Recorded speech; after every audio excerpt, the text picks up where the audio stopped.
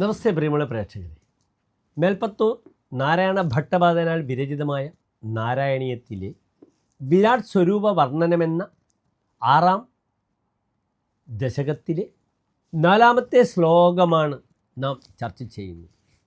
നിങ്ങൾ ആദ്യം ശ്ലോകം ശ്രദ്ധിക്കുക.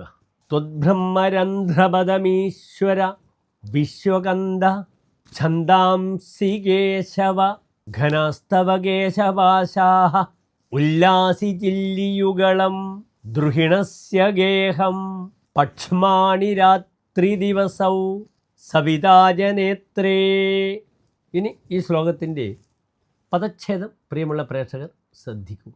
തദ്ബ്രഹ്മരന്ധ്രപദം ഈശ്വര വിശ്വകന്ദ ഛന്ദാംസി കേശവ ഘനാഃ തവ കേശപാശാഃ ഉല്ലാസി ചില്ലിയുഗളം ദ്രുഹിണസ്യ ഗേഹം പക്ഷ്മാണി രാത്രിദിവസൗ സവിത ച നേത്രേ. ഇനി അന്വയം ശ്രദ്ധിക്കുക.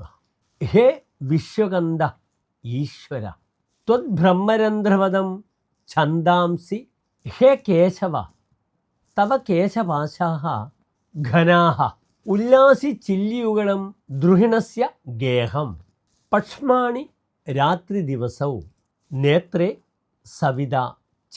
ഇനി ഈ ശ്ലോകത്തിൻ്റെ സാരാംശം ശ്രദ്ധിക്കുക. വിശ്വത്തിൻ്റെ ഹേതുഭൂതനായ അല്ലയോ ഈശ്വര, വേദങ്ങൾ അങ്ങയുടെ ശിരസ്സിലുള്ള ബ്രഹ്മരന്ധ്രത്തിൻ്റെ സ്ഥാനമാണ്. ഹേ കേശവ, മേഘങ്ങൾ അങ്ങയുടെ മുടിക്കെട്ടാണ്. ബ്രഹ്മലോകമാകട്ടെ പ്രകാശമെഴുന്ന ചില്ലി യുഗ്മങ്ങളുമാകുന്നു.